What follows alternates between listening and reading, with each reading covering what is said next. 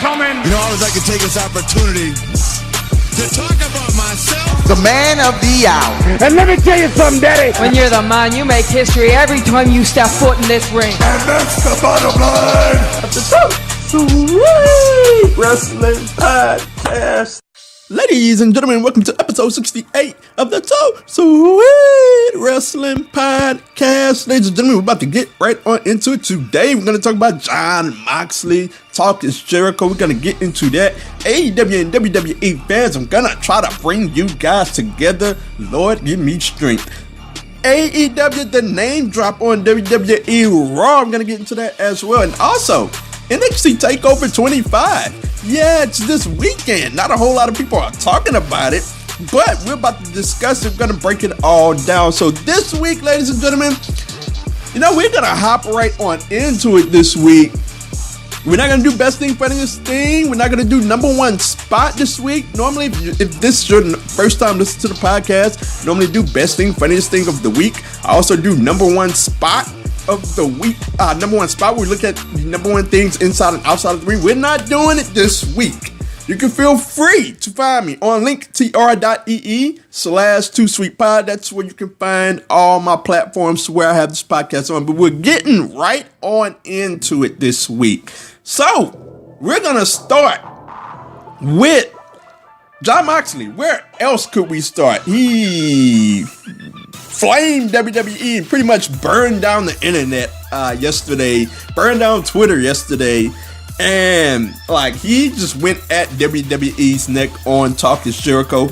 I have a few of the quotes from the podcast that I wrote down. I went back and listened to it myself, and like just hearing me talk about it won't do it justice. You have to go back and listen to the whole hour and a half of him just pulling the curtain back, not even just peeking the curtain back, just ripping it down and pulling it back. So he talked about many things in his podcast. He called Vince a supposed genius, and I won't have all of the quotes listed here because I don't want to turn this into an entire podcast full of me listing quotes. So if you want to hear all of it, go to Talk to Jericho, find Talk to Jericho, and go listen to the podcast. Called Vince a supposed genius. Talked about how out of touch Vince was, man, and I'm gonna get into that later as well. He talked about also how he went through the storyline with Seth Rollins and how stupid it was for him to wear a gas mask. And in that, he also talked about how he had to get stupid lines rewritten out of those promos against Seth Rollins, and it turned into him wearing a gas mask. He complained, but Vince wasn't having none of it. Another great line from this, or I won't call it great, but eye-opening line.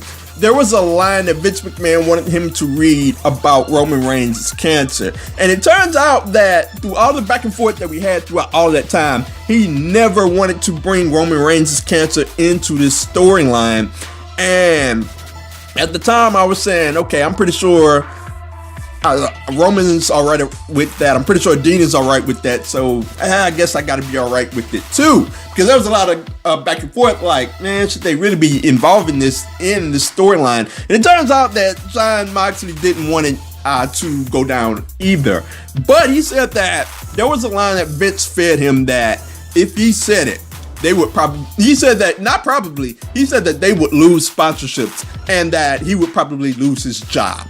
And I look at that and I'm like, bro, what was the line that Vince had that would have had him say that? And you know, Vince, like, in this day and age, WWE has pulled back on the things that they used to get away with in the past, but every now and again you'll hear something and you'll be like, what was that? I heard a couple of those things in the Kofi Kingston storyline, but that's beside the point. But he had Dean Ambrose, Jon Moxley, excuse me, I'm going to do that like a bunch of times throughout this podcast, but he seemed to have a line that he felt super uncomfortable with, and like, man, that is, I don't want to say surprising, but that's tough, man. That's very tough. He also went on to talk about how he got over, and I'm not sure at what point of his career he was talking about, But he said that he got over on his own, and then WWE did everything to get their hands on him and mold them into their form of what they wanted him to be. And it continuously, like, it derailed his momentum. I know from a standpoint of Dean Ambrose got over years ago. This was the year when he faced off against Brock Lesnar at WrestleMania, and that match turned out to be a dumpster fire. And that was at a standpoint where it was like WWE didn't go all the way with the guy. He got over again, and then it was like, now they're putting their touch on Dean Ambrose. And when they should have just been letting the guy go crazy, they just never let him go down that line. And I'm not sure of which point of his career he was talking about, but he had a valid point on any time that he got over. WWE tried to WWE-ize him, if that's a word. They tried to put their own touch on him. He talked about how he absolutely hated his return. His most recent return, we returned for the week before SummerSlam. I gotta say, I didn't really like it either. Dean Ambrose said, Jon Moxley, excuse me, I'm trying here. He said that he wanted to return at SummerSlam and that they granted him that promise, but it turns out that they wanted him to return the week of. And he talked about how Seth Rollins really gave it away. He talked about how, in his promo, Seth Rollins talked about how Dolph had a psychopath and he needed a lunatic, and like Dean hated that.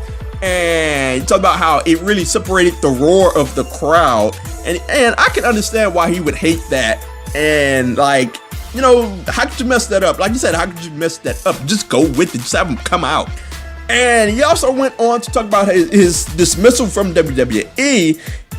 John said that, man, he would have started a training school. And he said that AEW had nothing to do with him leaving WWE. Said that if he had to, he would have started the training school. He would have just started his promotion from scratch. And I found that like surprising. Like, he really wanted to get away from WWE. Like, he wanted out of there. And he talked about how he told them in January that he was out. And the surprising thing about that was, if they knew way back in January, because he told them that, WrestleMania is coming around, I don't want to have you not know who's on deck. And he told them that he was out in January. And what the surprising thing about that is that they still promoted the dude. They still had the press release. They still promoted him. Dean Ambrose is leaving WWE. Had people talking about how he was at work. They still promoted the guy. That was one of the dumber things that I've ever seen WWE do in recent memory. Like I said before, they pretty much said, go out and watch what Dean Ambrose does when he leaves wrestling. When he comes back, go out and watch what he does. They super promoted the guy, and I really felt like they thought that they were embarrassing him in some way on the way out, when in fact they were promoting the guy on the way out. When it came down to him leaving, he had it out with Vince McMahon, and I think this was about Nia Jax, or it was about something, but it was pretty much him. He was out of the door. Not long before he was done with the company. Said that he had it out with Vince McMahon. And Vince McMahon foolishly said that, well, I had no idea of how mad you were. You should have came in the office. And Jon Moxley told all of these stories about him coming into the office, talking about how upset he was with Vince with the creative process, and the process of him doing these dumb, jokey things. So Vince, obviously, if we're taking Jon Moxley for his word, to which I don't know why he would lie at this point, or have a reason to lie at this point. Why would Vince McMahon ever say that he had no idea how upset Jon Moxley was? Clearly the guy was upset. And talked about how Vince McMahon had $1 million complex. He wanted to buy everybody out. He wanted to stay in control of everybody. But at the end of the day, he said that with AEW, he wanted to show WWE that their creative process sucks. And I gotta say that for the most part, their creative process does suck. Like, they have their moments every now and again, But there are so many wasted superstars out there that I look at it and I'm like, man, do something with this guy. He's so great. Or do something with this girl. She's so great. The creative process for the most part does suck, but hopefully it gets back going. Even Jon Moxley said that himself. If AEW gets going really well, he hopes that WWE changes their creative process. He said that Vince McMahon also would likely die in the chair before changing the creative process or whatever. But we look at this podcast, and one of the most surprising things about this entire podcast is Jericho didn't ask him nearly anything, like almost anything. Like when I saw the initial quotes from Jon Moxley, I said that, okay, let me listen to the podcast and let me see if Jericho asked him something that led him down this path. Let me see if he's asked a direct question, and then he said what he said. Like, the podcast really got going, and Jon Moxley pretty much said, okay, I want to do this. This is how the podcast is going to go, and I want to go all out on it. Jericho really laid back. Like, Jericho did not lead him into anything. This was Jon Moxley and Jon Moxley alone. I don't know if they discussed that before the podcast, but during the podcast, Jericho didn't really lead him on into anything. This was a Jon Moxley Tupac hit 'em up style podcast on WWE. And I listened to it and I feel justified as a fan. Pretty much everything that I've said about Jon Moxley, Dean Ambrose, like, it got justified on that podcast. Everything I've talked about, the jokey Jon Moxley and how, like, what's the point? Like, why are they treating him like a joke? That guy felt that way the entire run with WWE. Why am I getting treated like a joke? Everything that they had Jon Moxley do, everything from the failed heel run during his latest comeback with WWE, we're all looking at it in like why are they not running with this guy? Why are they having him come out and insult the crowd? For goodness sakes, just let him be the heel that he looked like, the crazy heel that he looked like he was when he initially came back. He hated that too. Pretty much everything that we complained about with Dean Ambrose, it was justified on that podcast yesterday. So when I look at, fans, I complaining about other fans, when I complained about Dean Ambrose and how stupid he looked due to the creative process, like, I look at it, I'm like, you know what? In this instance, we complain a lot about as wrestling fans, but in this instance, look, we were right. And from Dean Ambrose's point, the guy sounded so frustrated with the process to where I understood why he was done. And I had no problems with him dumping it all out. Like, maybe you didn't have to pull back all of the curtain, but I had no problem with him talking about the process. But at the same time, he was frustrated, but he sounded so liberated about where he was in his life as it stands right now. With him being in AEW, talk about how there were a lot of new competitors, not a lot of new guys that he has to face off with. He's also in New Japan as well. He's talking about how, he didn't talk about New Japan, but he just talked about how he was taking on new challenges. So I assume that was New Japan as well. So he seems liberated and he seems excited for his process going forward. And I'm happy for the guy. We'll see how it all turns out. That podcast was just, look, you gotta go listen to it. You just won't believe how much he pulls back the curtain.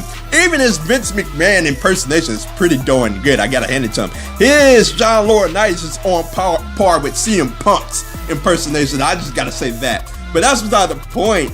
Just an enlightening, surprising, shocking podcast that he would go that far. So moving on. AEW fans versus WWE fans. Oh my goodness. We have this going back and forth, and I'm just sitting here like, why, man? Someone tell me why we are going back and forth. After Double or Nothing, I said this months ago, when All Elite Wrestling was first debuted, we had the fights going back and forth, and we had the same thing with Double or Nothing.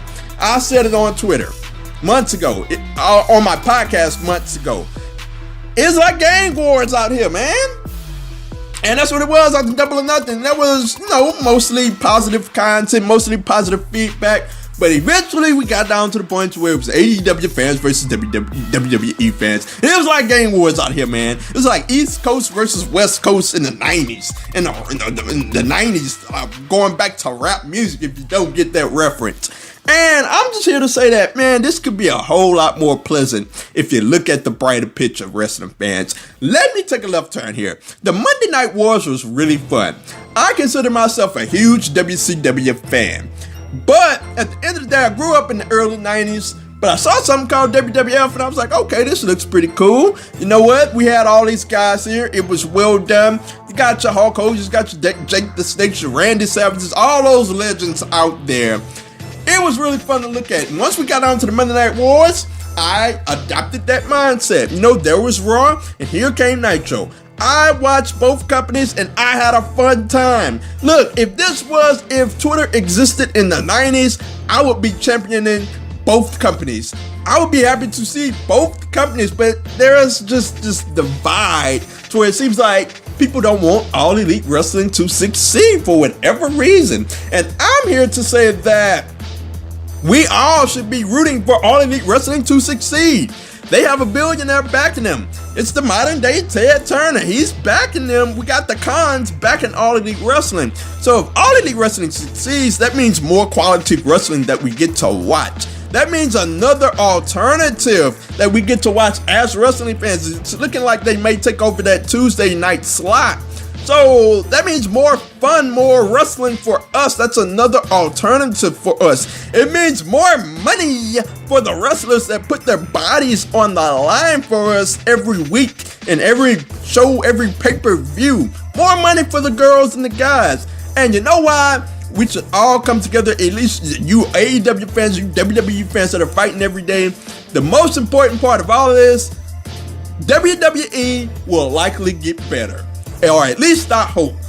The last time we had a True Blue number 2, and at this point, All Elite Wrestling, all they have is one show, so we'll see how it turns out. But they got a billionaire backing them, and they got a show on a highly prestigious television network that will be going on weekly. The last time that happened, and the last time WWE got knocked down to the bottom, they came up swimming, and they came up and they started the Attitude Era, and you know the rest.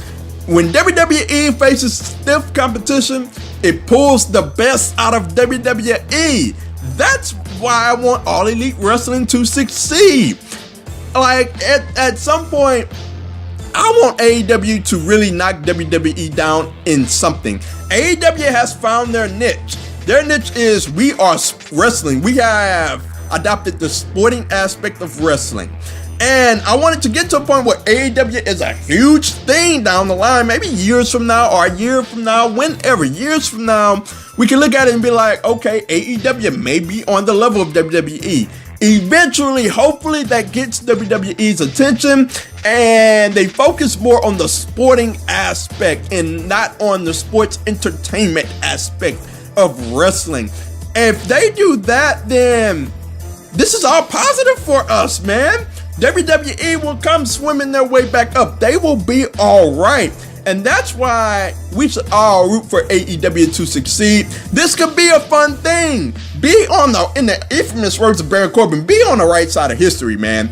We are looking at possibly another version of Wrestling Wars. It could be years down the line. Like it took WCW 3 years or so, or 2 years or so before they really started kicking WWE's behind on Nitro. So it may take AEW a while to be considered a top-notch program, a legit program, but we'll see how it all turns out going forward. It's best for everyone if it works out for AEW. So moving on, we're gonna go to the AEW name drop on Monday Night Raw. Like, what were they thinking, man? Sami Zayn mentions AEW on Monday Night Raw, and I'm just sitting there like, man, you just gave them free publicity. You just talked about the number 2, 3, 4, wherever you have AEW ranked. You just gave them free publicity. And Triple H did it at the Hall of Fame ceremony. And like, here it is. Sami Zayn mentions them on Monday Night Raw. They script that into the script on Monday Night Raw. 2 days after Double or Nothing, the best pay-per-view of the year. You give the guys free publicity. And the first thing I did, because I watched it on tape delay, I went and searched AEW on Twitter. It's the first thing I did. I seen everybody talking about it. And I seen a tweet, and I cannot remember who tweeted it out first, but they showed the Google numbers, and it showed that right when Sami Zayn mentioned AEW, it's the search for AEW spiked on Google. And like, that is free publicity, man. To a lesser extent, it isn't on this level, but it reminds me when WCW mentioned Mick Foley and everybody turned to WWE. Obviously, this is not on that level, but they mentioned them, and the search ratings or whatever spiked for AEW. If anybody didn't know anything about AEW, they know it after Monday Night Raw, after watching it. You just mentioned it on the biggest wrestling show of all time, weekly wrestling show of all time. They mentioned AEW. This is like when, if I may take a detour here, it's like when, if I can give you an example, Jay-Z at one time mentioned 50 Cent on a song. He said, "I'm about the dollar. Who is 50 Cent?" This is at a time when 50 Cent was the lesser known. 50 Cent made a diss track about everybody in the music industry. Jay-Z was one of them in it as well. Jay-Z mentioned him, guy at the top, and that's when 50 Cent started to get noticed. And we turn this to AEW and WWE, you keep mentioning them, and AEW is eventually going to get noticed by these fans. So we sit here and they acknowledge AEW, and you may not look at AEW as competition, but WWE is threatened by AEW. Let me tell you that. Or else we wouldn't have them up here mentioning AEW at the Hall of Fame on WWE Raw. After that, only one show in its existence, we have them mentioning AEW. So WWE better watch out. They're just fine that they are a billion-dollar conglomerate. They are in no space of being put out of business, but you better be careful about who you give free publicity to. So that's my thoughts on them name dropping AEW. We're gonna get into the NXT Takeover card, and boy, this is strange, man, because nobody is talking about NXT Takeover. I look up and down my Twitter timeline, and like, man, nobody's talking about it. Normally we get to the week of NXT TakeOver and it is dominating talk. I don't know if it's because Double or Nothing was so great. I don't know if it's because Dean Ambrose kind of took the headlines or what on Talking Jericho, but nobody's really talking about NXT TakeOver, and man, it is so surprising to me. I expect it to be a good card. I gotta be honest with you. The build has been decent at best, to be honest with you. And I'm not used to saying that about, NXT TakeOver, but I expect it to be a phenomenal wrestling show. We're going to get to Matt Riddle versus Roderick Strong. Roderick Strong, it looked like they were going to break up the Undisputed era, for a point in time. Roderick Strong looked like he was on the outs of the Undisputed era, but he attacked Matt Riddle. And now we have this match set up. I'm pretty sure it's going to be a phenomenal matchup, and I'm very much looking forward to it. This is a good choice to start the show with, as these guys are phenomenal wrestlers and they are quick wrestlers, and I expect it to be a phenomenal match. Matt Riddle will pick up the victory here. He will get his revenge on Roderick Strong. So moving on, we got Velveteen Dream versus Tyler Breeze. This is very interesting because I don't know if Tyler Breeze is on NXT full time now, but he interrupted Velveteen Dream, and they had a really good promo. It was one promo that I saw. I saw this, and I was sold on the match. I was like, okay, let's do this at NXT TakeOver, and I was ready for it. Like, one promo got me very much invested into it. Velveteen Dream called Tyler Breeze a great value version of Velveteen Dream. Tyler Breeze called him a knockoff of Tyler Breeze, and like, it was a really good promo. And these guys, talk about excellent wrestlers. Tyler Breeze, I know what he brings to the table. I know what Velveteen Dream brings to the table. And I'm very excited about this match. One of the matchups that I guess I would put this second. One of the matches that I'm very much looking forward to. Either second or third. because I'm very much looking forward to this match. I expect it to be really good. I think Tyler Breeze actually has a good chance to win here, but I'm going to go with Velveteen Dream to retain his NXT North American Championship. Moving on, we got the NXT Tag Team Championship ladder match. This could be the best match of the night. It's why I said, when I was looking at Velveteen Dream and Tyler Breeze, I said second or third. Yeah, I'm going to go with third because I'm looking toward this match the most. And we got Danny Burch, Oney Larkin versus the Street Profits versus the Forgotten Sons versus Bobby Fish and Kyle O'Reilly. I gotta say, to lead into this match, I gotta say that I'm very upset that the tag team titles were vacated. I'm the type that really feels like, okay, if you got the Viking Raiders there, you have to have somebody benefit off of beating them, get the rub off of beating the tag team champions who were a great team in NXT. And I really felt like they should have had the Street Profits defeat them on that NXT when the tag team titles were on the line. The Street Profits should have won that match, but it turns out that they didn't, and now the titles are vacated.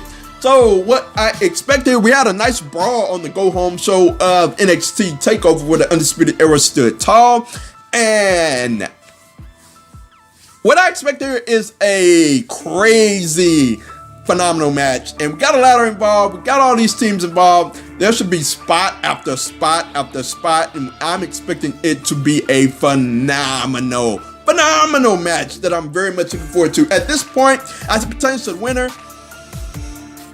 it's now or never for the Street Profits, man. If you're gonna go with them, if you're gonna take them seriously as a tag team, now is the time to go with them. Put the titles on the Street Profits. I think now is the time for the Street Profits to pick up the win, to pick up their tag team titles. So moving on, we got Shayna Baszler versus Io Shirai,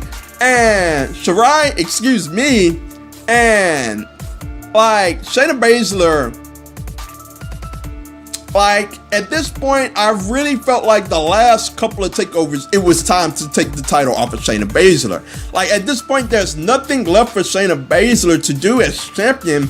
She has dominated the entire women's roster, and it's at a point to where it's like, there's nothing to do now. It's kind of like when Buddy Murphy held on to the Cruiserweight Championship all that long, and he ran through the entire roster of 205 Live, and it's like, there's nothing else for the guy to do except get called up.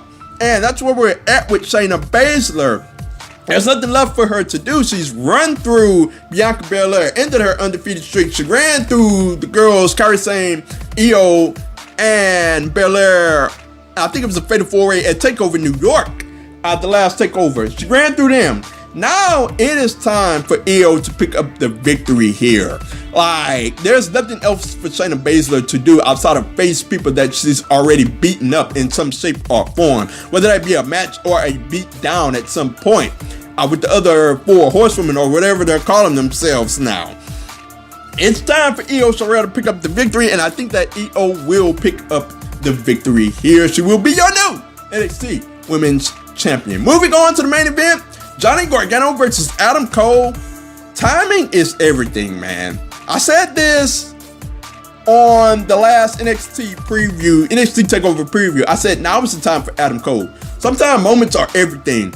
And WrestleMania weekend was the time to put the title on Adam Cole. I said that the worst thing that NXT can do is give Johnny Gargano a token title reign because they feel like they want to give him his title run in NXT, and that's exactly what they have done, and that's exactly what it has felt like. It has felt like a token title reign for Johnny Gargano, and I feel like the moment is too late for Adam Cole to have a significant moment when he wins, but it's not too late for him to be a significant champion to have a great run with the title. So at the end of the day, this will be an awesome matchup. I'm very much looking forward to it. I don't know if they top their matchup from the last TakeOver. I'm pretty sure that they don't because that match was ridiculous. But at the end of the day, I expect this to be a great matchup. I expect Adam Cole, baby, to pick up the win. He will be your new NXT champion. So let me know what you guys think of the NXT card or anything on this podcast, whether that be on Twitter at 2SweetPod, that's the number 2, SweetPod, or at OMGCoreyB, or on the YouTube comments down below. Periscope. You can find me on Twitter as well. Let me know your comments, your thoughts on all of this podcast. Jon Moxley, NXT Takeover, whatever you got, let me know.